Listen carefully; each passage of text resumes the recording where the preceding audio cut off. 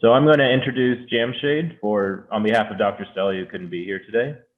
Jamshaid comes from Pakistan, where he earned his bachelor's and master's in plant breeding from the University of Agriculture in Faisalabad. I hope I pronounced that right. After graduation, he received a scholarship from the government of Pakistan to pursue his doctorate. He joined the new Beasley Lab at Texas A&M in the spring of 2017. He was married later that year and now lives here with his wife and 15-month-old daughter. And today he's going to present his work on developing some tetraploid substitution lines that have been derived from two different wild diploid cotton species. So with that, go ahead, Jamshaid. I can see them fine. Okay, thank you. Thank you so much for the introduction, Dr. Wan. Hello, everyone. I am working on a project, development and characterization of A2D1 chromosome segment substitution lines in cotton. This is the layout of today's presentation. It includes a broad introduction of the crop that includes worldwide and specifically United States production, genetic diversity found in genus Gossypium, etc. Then we'll proceed to the justification of the project. Why is the need for this project? Then I will discuss some objectives, materials and methodology of different tasks, which I have done so far, results and conclusion. At the end, we'll discuss a little bit about the ongoing future projects that will also be included in my dissertation, and also the acknowledgement of the key players. Let's start with the introduction. Cotton is a major agricultural commodity that is produced worldwide in tropical, subtropical, and temperate latitudes. Among all the natural fibers, cotton is the most popular choice in apparel industry for its several unique properties such as softness, absorbency, and moisture being comfortable in wear. The United States accounts for 20% of the global production, mostly by growing regionally elite lines of upland cottons. So this statistics shows the world leading cotton producing countries in crop year 2019-2020. In that year, cotton production in India amounted to around 6.42 million metric tons, followed by China and United States. And the US ranked third in cotton production, but ranked first in terms of cotton export. The US produced 4.33 million metric tons in that year. This statistic shows the leading 10 US states with highest production in 2019. The production of cotton is one of the United States' most important industries. In terms of cotton production by states, US cotton is mostly grown and harvested in southern states, also known as the Cotton Belt, where cotton plantations were established in the 1800s, and this trend continues to this day. According to the estimates, Texas had a cotton production volume of about 6.42 million bales, making that state the top producer of cotton in the United States, accounted for more than 42% of the country's total cotton production, followed by Georgia with roughly 18%. The cotton crop belonged to the genus Gossypium, and the genus Gossypium have 53 species. Out of 53, 46 are diploids containing 2N, 2X is equal to 26 chromosomes, and 7 are allotetraploids, 2N, 4X is equal to 52 chromosomes. And these species representing the genome A through G and K for diploid and AD for tetraploid. The genus Gossypium diverged from its closest relatives, Cochia and Gossypides, 5 to 10 million years ago, whereas speciation was estimated to have occurred 1 to 5 million years ago. Long distance transoceanic dispersal was proposed to have driven the evolution of the diploid species, whereas wide hybridizations between species having A and D genome and subsequent polyploidizations give rise to the allotetraploid species. So why is the need for this project? The genetic variations of variability is low among upland cotton cultivars and elite lines, which increases US crop vulnerability and reduces genetic gain from breeding. Intermating of previously developed cultivars and similar elite lines enable the fastest and most reliable source of cultivar-worthy lines, but do not add genetic diversity. Polyploid, Polyploidy leads to low genetic recombination, which may comprise bottleneck for breeding improvement. One of the previous lab member, Louis, now Dr. Louis, was working on a haplotypic block project during his PhD to determine the recombination landscape in polyploid cottons. He genotyped around 17,000 SNPs using the new Gossypium hirsutum sequence and the cotton SNP 63K array, and identified a total of around 1,700 low recombination haplotypic blocks in upland cotton using whole genome population-based linkage analysis. These blocks spans 1.2 gigabase, around 52% of the genome, including 58% and 41% in the A and T subgenome, respectively, and are dispersed among all the chromosomes with large ones predominantly near pericentromeric regions. Chromosome A08 has 62 haplotypic blocks, including an exceptionally large one around 72 megabases. Recombination is generally suppressed throughout the haplotypic block. These haplotypic blocks are double nightmare, that is no recombination and no variation at all in these haplotypic blocks. Therefore, we need to look for other sources of variability or germplasms to increase the diversity, to disrupt these haplotypic blocks and improve genetic recombination in these blocks to increase genetic variability and improve genetic gain from breeding. Interestingly, interspecific hybridizations between different tetraploid species and tetraploids can increase recombination rates in these regions. For example, in Gossypium barbadense into Gossypium hirsutum F2 populations, recombination rates increase in the left regions, that is shown by blue arrows, and into either other regions in the same species, these blue arrows. Recombination rates were also increased in the Gossypium masculinum cross Gossypium hirsutum backcross F1, backcross 1 F1 populations, that is shown by green arrow. So he observes recombination in those haplotypic blocks during interspecific crosses. By keeping that in mind, in this project, we aim to infuse genetic diversity from two diploid species of the secondary gene pool, Gossypium arboreum, A2 genome, and Gossypium thurbri, D1 genome, by using an A2D1 synthetic tetraploid as the donor for a backcross-mediated integrations. Marker-based methods are being integrated into the efforts. This is how the A2D1 synthetic tetraploid was developed. Gossypium arboreum, which is diploid, A2 genome, crossed with the Gossypium thurbri, which is also a diploid, D1 genome, only diploid species that is found in United States, and F1 generated, and then F1 was treated with a chemical called colchicine to double the chromosome number of F1 to make it tetraploid. The bottom left hand pictures shows the florid diversity found in backcross 1 F1 population of the synthetic tetraploid A2D1. These are the objectives of these projects. First, review and use previously and newly generated pedigree relevant genotypic data to extend the pedigree backcrossing lineage to the BC5 F1 generations, then inbreed at the BC5 F1 or higher generation, and use marker CSSL selection to identify self-progeny homozygous for each desired donor segments. Then test, utilize, and develop targeted genotypic assays methods that are suited to and can be used to support this project. Then cytogenetically characterize the chromosome segment substitution lines to determine the cytogenetic composition of backcross inbred derivatives in terms of ploidy, aneuploidy, and meiotic pairing.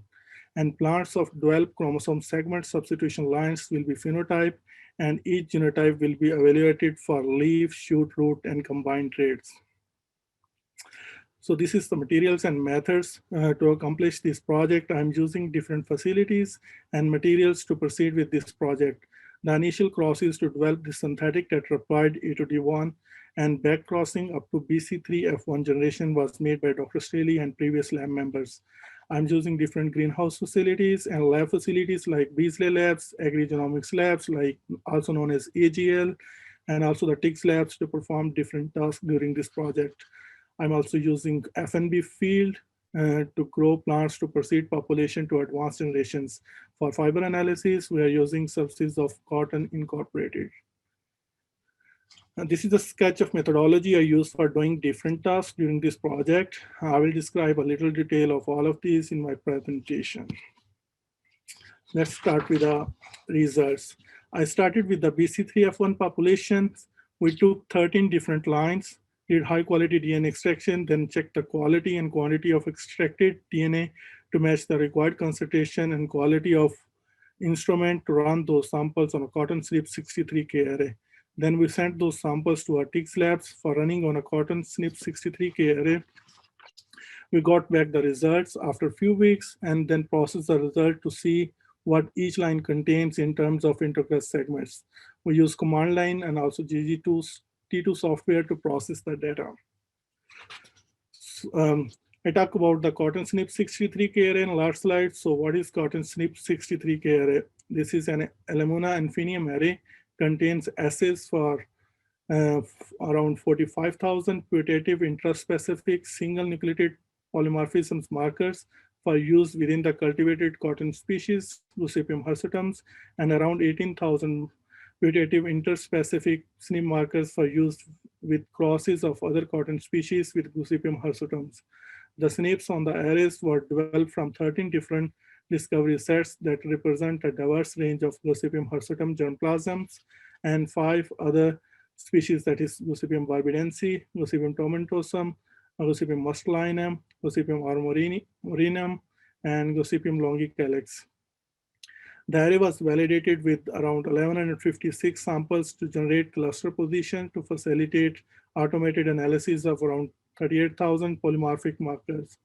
2 high-density genetic maps containing a total of around 23,000 markers were generated for 2 F2 mapping populations, 1 intraspecific around 7,000 loci and 1 interspecific around 19,000 loci, between which about 3,500 SNP markers are shared. This is how the process data of cotton SNP 63K arrays looks like. This is the output from GGT2 software. The x-axis depicts linkage groups 1 to 26. Y-axis lists the BC3F1 line number. The actual identity of the lines are different. And the red color indicate homozygous for parent 1. The blue color correspond to homozygous for parent 2. And the green color correspond to heterozygous for both the parents. By looking at it, we can get an idea of the lines. We can see that most of the chromosomes contains heterozygous introgress segments that we needed to recover later in generations. So these pie charts shows the statistics of each lines in terms of genome percentage. The heterozygous genome percentage ranges from 7% to 19%. However, the average heterozygous genome is around 13%. If you look at the table on the bottom right-hand side, that shows the number of recombinations and heterozygous segments in each lines. The average number of recombination and heterozygous segments was 475 and 181 respectively. If we look at the top image, we can see that some of the chromosomes and not have much introgress segments that can recover later in advanced generations. These are chromosome 2, 4, 7, 11, 13, and 24. To be able to recover the introgress segments from these chromosomes, we took 8 more lines from BC3F1 generations ran on cotton SNP 63K arrays. So this is the output from the same software for those 8 lines. Again, the red color correspond to homozygous for parent 1, the blue color correspond to homozygous for parent 2, and the green color shows the heterozygous for both parents. We can see the most of the chromosomes containing heterozygous introgress segments that were lacking in previous image that we needed to recover later in generations. These pie charts are also shows the statistics of each lines in terms of genome percentage. Here, the heterozygous genome percentage range from, again, 7% to 21%. However, the average of heterozygous genome is around 11%. So this table shows the number of recombination and heterozygous segments for each lines, and uh, mm, the average number of heterozygous segment recombinations heterozygous segments was 727 and 364 respectively. So then the second objective to proceed and extend the BC3F1 generations to BC5F1 and then self to fix the integrous segments in genetic background of TF1, that is Gossypium hirsutum's. We grew the BC4F1 generations by using 21 different families that were ran on a cotton Snip 63K arrays and contains integrous segments for almost all of the chromosomes. We proceeded from BC3F1 to BC5S2 from summer 2017 to 2020. We grew these population in FNB field and greenhouses and did backcrossing and selfing. The next slide will show the flow sheet of work done for proceeding the population from BC3F1 to BC5S2. So I took the population at BC3F1 in 2017. We grew BC4F1 populations. We planted around 940 plants from 21 different families. Did high quality DNA extraction by using kit methods. We did backcrossing to proceed to next generations, and we did not do any marker sister selection in this generation. In 2018, we grew around 960 plants from 64 lines of the 21 families of BC5 F1 generation. Same way we did extraction and backcrossing and also did selfing to proceed to next generations. Also, there is no marker sister selection in this generation. In 2019, we grew 1,280 plants from 64 lines of 21 families of BC5 S1 generations. We did selfing of a plant to fix the desired integrous segments to recover later in chromosome segment substitution lines. We started doing marker sister selection of lines with integrous segments. Also, we collected fiber samples for initial analysis of the fibers. In 2020, we grew 695 plants from 121 different lines that contain either homozygous or heterozygous segments that were obtained after selection with the help of CASP-based markers. In the same way, we did high-quality DNA extraction and self to proceed this to advanced generations. Again, we ran markers on these generations for the selection of desired lines with the integrous segments. We identified 18 possible chromosome segment substitution lines. In 2021 summer, we are planning to grow these 18 chromosome segment substitution lines at FNB field in RCBD designed for phenotyping. Also, we plan to collect fiber sample as well. We also plan to collect young flower buds to study the meiotic behavior of plants at mesophase. And this is just the layout of the pedigree so far for these populations. I could not paste here the whole pedigree because it would take several slides to paste the whole pedigree. The first column shows the family numbers. We are proceeding with 21 families that were ran initially on cotton Snip 63K array and contains the integrous segments from A2D1 synthetic tetraploid. The second to onward column contains the field IDs from BC3F1 to BC5S2 generations with the respective years. Next is the selection of CASP-based markers for use in screening the advanced generation population for integrous segments. One of the previous master's student, Ms. Kubra Vilagolo, she graduated last fall, was working on development of PCR-based CASP-based assay that distinguish Gossypium hirsutum from 3 other AD genome cotton species, that is Gossypium australinum, Gossypium tomentosum, and Gossypium barbadense, and their corresponding F1 plants. Those assays were not tested for A2D1 synthetic tetraploid population, so I took those assays and ran on a A2D1 population to identify the markers that can distinguish Gossypium hirsutum from A2D1 synthetic tetraploid and also their F1. So I took out 485 working assays that distinguish Gossypium hirsutums from 3 other AD genome cotton species, that is Muslinum, tomentosum, and barbadense, and their corresponding F1 plants, and ran on a A2D1 population by using TM1, both diploid species that use to create the synthetic tetraploid, that is Gossypium arboreum, A2, Gossypium thurbride, D1, synthetic tetraploid, A2D1, and F1 of synthetic tetraploid cross TM1. So this is the layout of the 96 well split run. These are the results of the plate runs. We scanned the 96 Wells plate by using plate scanner that is available in agri-genomics lab. In these images, genotypes are making 3 clusters.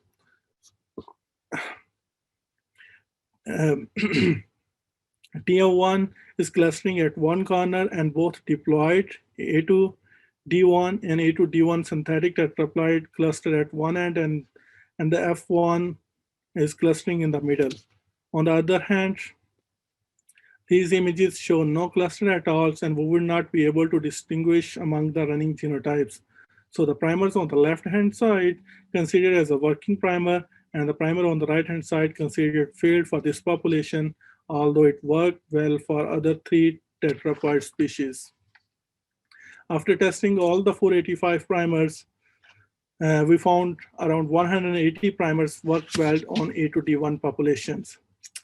Then, so why the lot of cost-based markers failed for A2D1 population, although those work well for distinguishing Gossypium hirsutum from other 3 tetraploid species and their corresponding F1s. Actually, when the previous lab members was designing these primers, she was using genotypic data from the cotton Snip 63 array and available genome assemblies at that time. She only considered these allotetraploid species for designing the primers, and my project population A2D1 is a lot different from those allotetraploid species because it was developed by using 2 diploid species from the secondary gene pool. The large failure of those primers was expected due to large genomic variations of these A2D1 populations.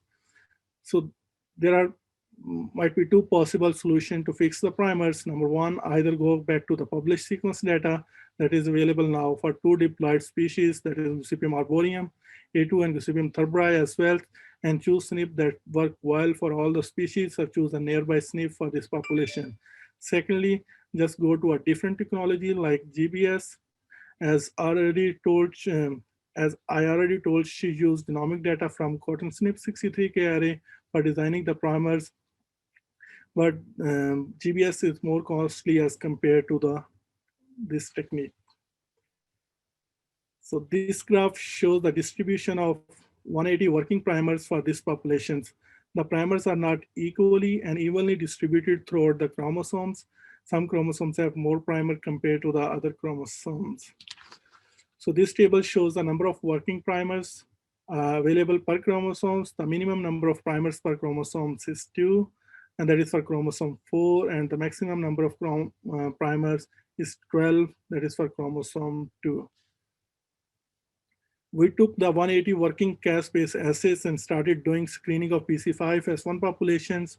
We had 684 plants from these generations. We used 96 and 384 Wells plate and hydrocyclid that can hold 896 Wells plate and 16 384 Wells plate in a single run to save time on PCR. The left peak, the bottom left peak, shows the 96 Wells plate image, and right peak shows the 384 Wells plate image after the runs. The red color corresponds to homozygous for parent 1. The blue color indicates the homozygous for parent 2, and green color shows the heterozygous for both the parents, and black color is non-template control.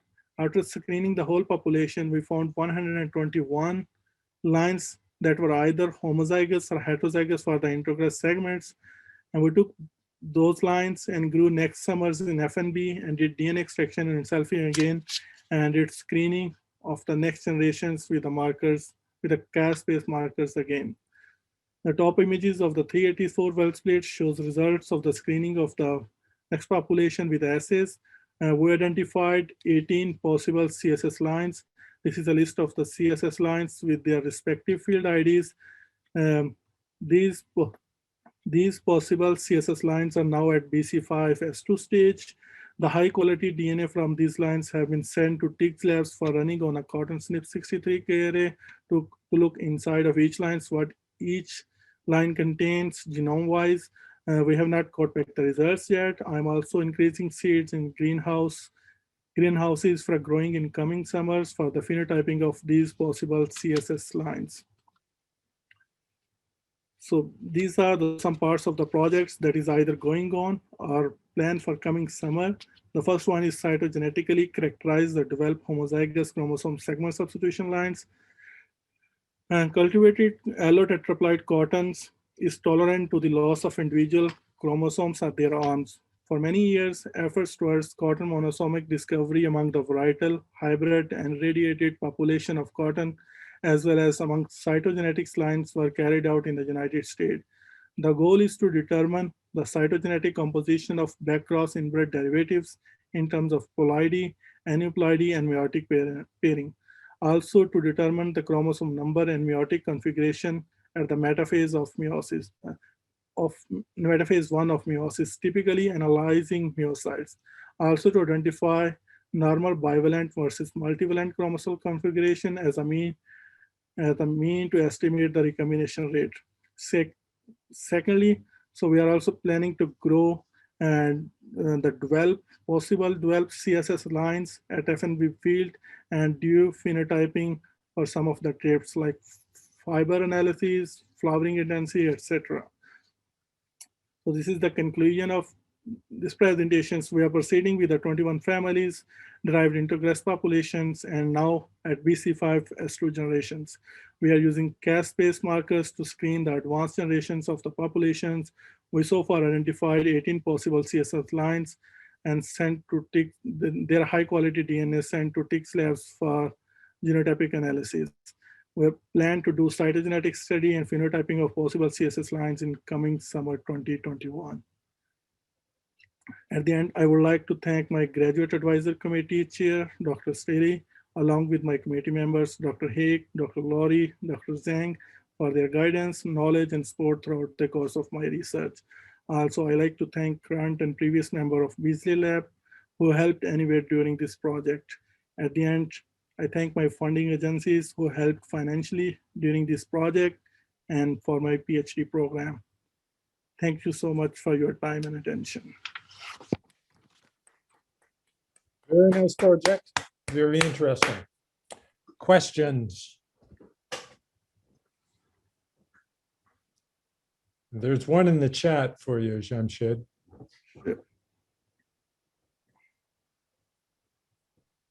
I can help clarify it as well if you need me to. Yeah, go ahead. Why don't you just ask? Yeah, so I'm unfamiliar. Well, first off, great presentation. I'm unfamiliar with screening lines and those figures you showed with the 96 and 384 plates. Could you maybe explain a little bit further what the clustering represents above those plate figures and why that's, I guess, significant? Okay. Yeah, like that, one of these, yeah. So here the red color, sorry. The red color correspond to homozygous for parent 1, that is A2D1 synthetic tetraploid, and the blue color is the TM1, that is another parent. Mm-hmm. So this is the heterozygous. So we ran the caste-based markers, and so the working caste markers making 3 clusters that differentiate heterozygous from homozygous.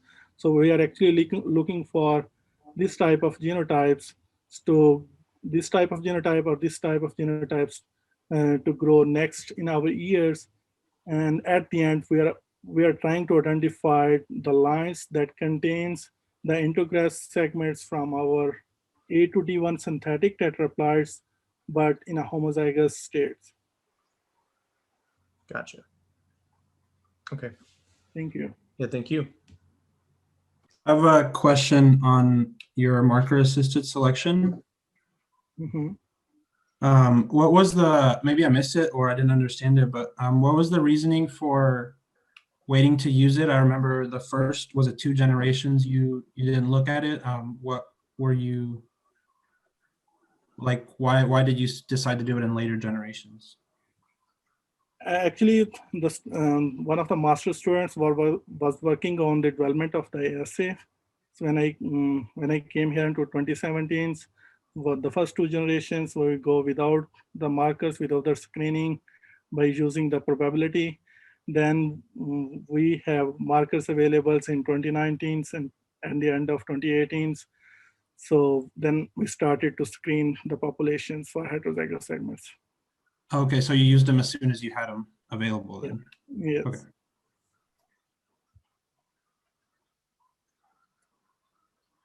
Other questions?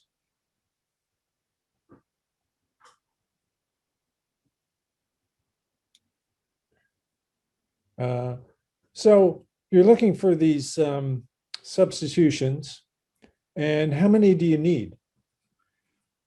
So there is no specific numbers. We are trying to recover the whole genome from two diploid species from A2 and D1s. Probably we will have 10 lines for covering the whole genome for one chromosomes, maybe 15 lines, 5 lines. It depends on a chunk of a segments we are getting in our lines. So, but the goal is to get both those entire genomes incorporated and then Right. have that. And why did you select those two parents specifically versus some other species? And also, I mean, you selected species. Did you select a special accession of those species? How did you figure out what material to start with? Actually, the first cross was made around 2000s. Dr. Straley and the previous lab member was made that synthetic tetraploids that was developed from two diploid species.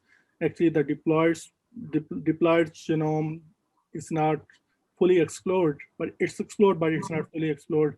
So they made the cross in early 2000, trying to get some useful genetic materials from those species. And TM1 is a cytogenetic standard line here for study, for research. Okay. So, very good. Other questions? Oh, there's a question in the chat. Okay.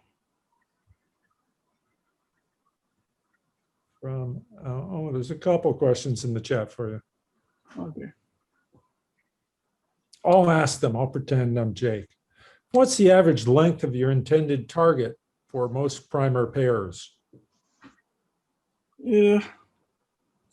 Actually, so we have not decided the actual target length, but we are looking for a reasonable size of a chunk in our lines. 500 base pairs? Yeah, maybe. There you go. And Tia asks, are there any specific genes of interest located within the large haplotypic blocks you had mentioned? In haplotypic blocks, actually, there is no recombinations and there is no variations. Might be, it's not explored yet. So one of the previous students, as I told, Dr. Lewis was working on that. He was trying to explore. He observed some recombinations in those haplotypic blocks. We need more studies to know what is inside those haplotypic blocks, because most of the Elliott lines crossings, they are not showing any sort of recombinations in those blocks. So there's probably genes in there that'll double fiber length and maybe quadruple yield, something like that, right? Might be hidden something. Yeah. Quite interesting. Other questions? So I have one question. Yeah. So you said you are going to sequencing 80 lines. How you chose these 80 lines? What is the basis for choosing that?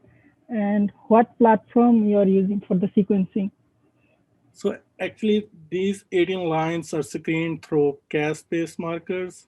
So the lines which contains the homozygous introgress segments from one of the parents, like A2D1 synthetic tetraploids. So we sent those lines to Tiggs labs to run on a cotton Snip 63K arrays. This is a genotyping platforms. So after getting the results, we will see what is inside those lines. Okay, thank you. Thank you. Good job, Jamshaid. Very interesting, very complex project, by the way. Well, thank you so much. But you should come up with something great. So that's it for a seminar this week, but you guys know the drill. Same time, same place, same bat channel next week. Signing out. Thank you.